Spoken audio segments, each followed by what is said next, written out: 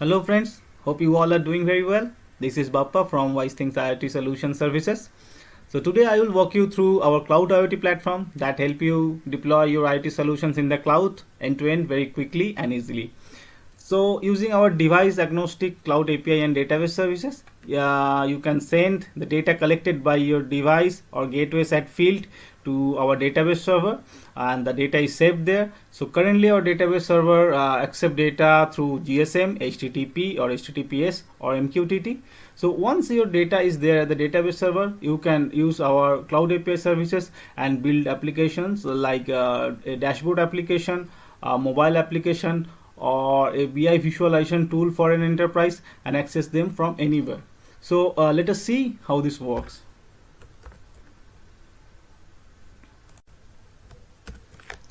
The whole IoT platform is mainly divided in three parts. So at the heart of the application is this cloud API and database services, which is hosted in cloud. So first of all, we'll have a look at it, how you can use the APIs and send our data to the database server.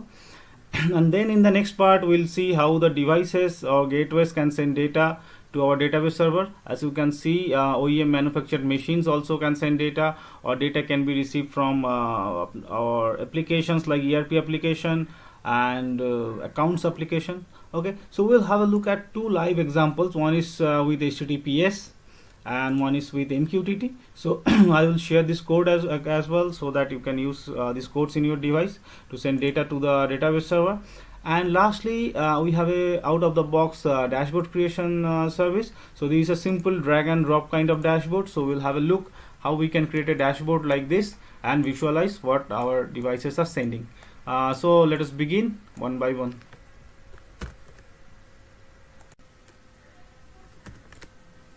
So let us begin with our cloud API and database services, because this is at the heart of the whole IoT platform. So to use it, you can refer to this 2-pager API documentation. This is very easy to follow. So the first page is for HTTP and the next page is for MQTT. Okay, all the information is provided here, like host name and HTTP port, and similarly for MQTT server as well.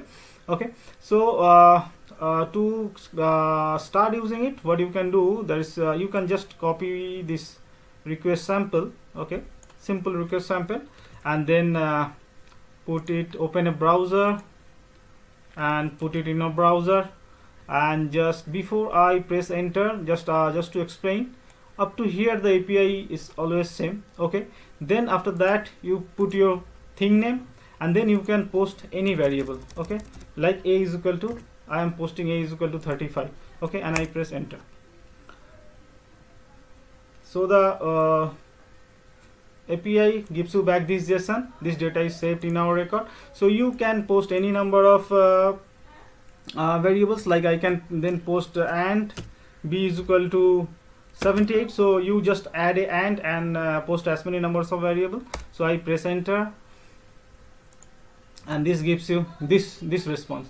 So now I would like to explain what this C time and P time is. C time is collection time, and P time is the processing time when our server processes the request.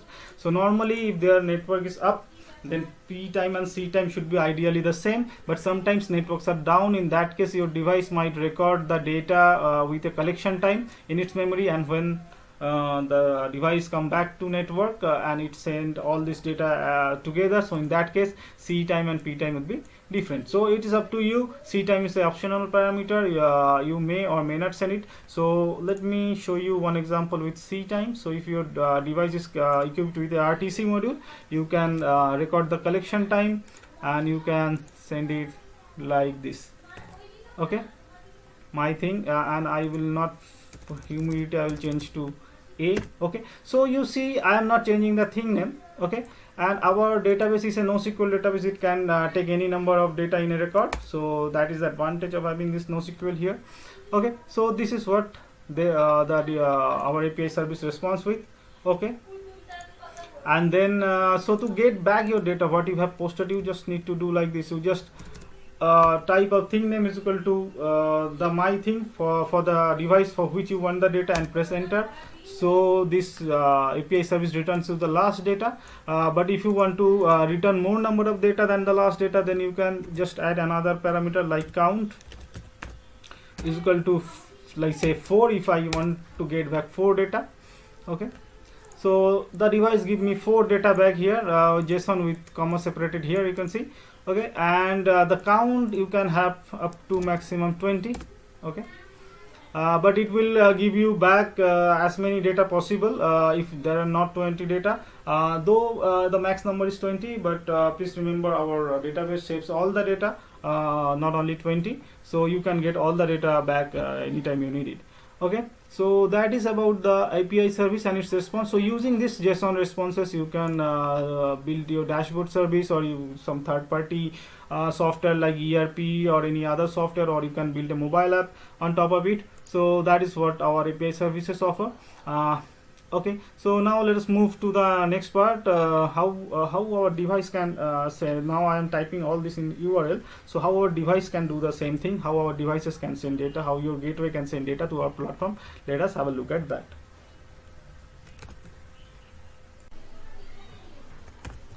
Before we move on to the next part, please note this one thing.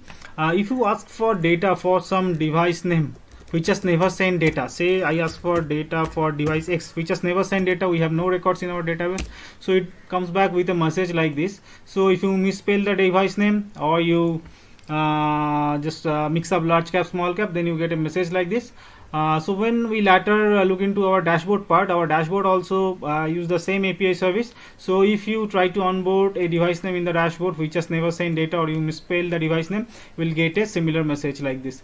Okay, so with this, let us move on to the next part.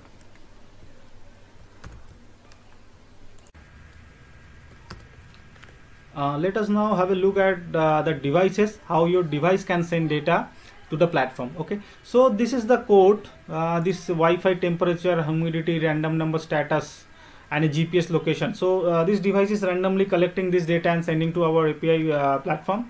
So how it is doing that is, it is just creating the same URL that we are typing out in the browser. So it is also creating this URL and sending through this function request URL. Request URL function is under this. Okay, so you can have a look. I will post this code in GitHub, and I will provide a link in the YouTube video also, so you can have a look at here how it is done. So if we look at the device log, so this device wakes up every 15 seconds and then connect to my router. It is and then get then send data and go to sleep. So if you see, the device name is demo device. Okay, and it has sent just this data: battery reading 416, random number 46, door status closed, and lat long. And then it sent the URL and it received the request. Okay, it received this request here. So now let us go to our portal, and so this is a HTTP example. I will show you an MQTT example as well. So let us now go to our portal and see what demo device has sent. Okay, so please be careful about the device case, device name case, letter case, caps and small case. So you need to be careful about that. Okay, so let us see what it has posted. It says analog, say one number only. We see these two, random 8.0 and analog 412. So we'll go there, look at the log and see if it matches. Okay, so now the next data is coming up. So let us see the next data. Okay, so this time it has sent random 5 and battery reading 416. So let us just refresh it. So it's random 5 and this battery value analog is 416. So this is it. And about MQTT also, so I'm running a MQTT device as well, so I will also post this code here. So if you see, this MQTT device actually connect to this platform every 15 seconds and send just one value. So now it has sent a is equal to 0, and the device name for this one is, let me check in the code. The device name for this one is MQTT thing. So where is that? Let me check. Thing name, oh sorry, so thing name is first thing. So let us check with this. So this is using MQTT first thing and enter. So this is a is equal to 57. This is the last data that device has sent. A is equal to 57. Okay, so now let us so this is how devices send data to our platform.